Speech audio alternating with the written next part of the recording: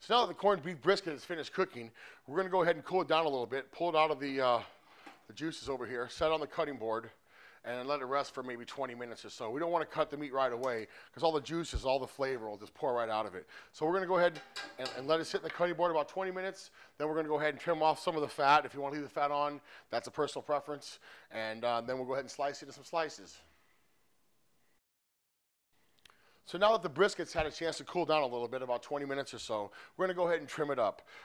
There's the fat side and then the other side, which is not so fatty, the bottom side of it. There's a few pieces you might want to take off. It's a personal preference thing.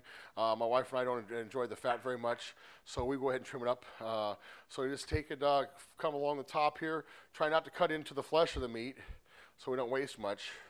And, you know, we're going to trim this up pretty close. If you have a dog or another animal or something you might want to give some of the scraps to, I'm sure he would love it. We're going to cut this piece in half, something to be a little bit more manageable to work with. Then again, we're also taking more of the fat off, almost all of it.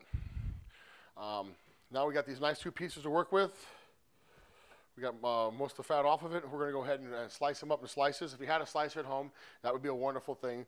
But what we're using is the old-fashioned manual slicer here.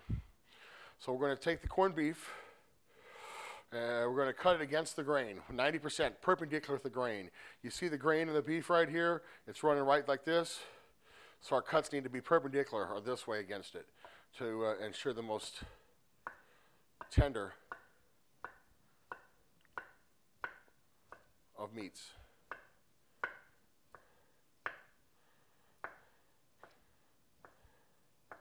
Now we're getting a little long. It's getting a little long and a little harder to cut. So what we can do is we can turn around and cut off this side going against the grain at a 90-degree angle. We can use a knife and rock it like we're cutting vegetables, or you can go ahead and do it the same way I was doing it, slice it the long way. Make sure you don't take any of your fingertips off.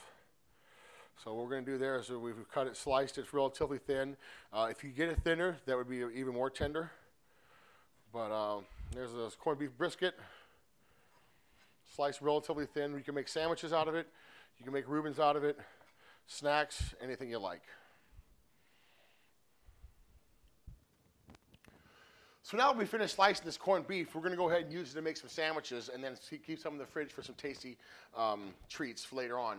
We're going to go ahead and take this stock now that's had a chance to cool down, and we're going to strain it, and we're going to save the stock for a soup that we're going to incorporate in a split pea soup we're going to do a little bit later.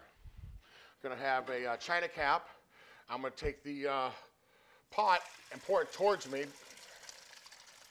trying to filter out all the yummy celery, onions, carrots, garlic, and other ingredients that we went ahead and made a nice, beautiful vegetable beef stock. And we're going to try something unusual, have a split pea and ham soup, and it's going to have a ham base and a beef base, kind of a different twist on what I do well. So we're going to let this go ahead and continue to drain and cool it down, and we're going to go ahead and make this into a soup next time I see you.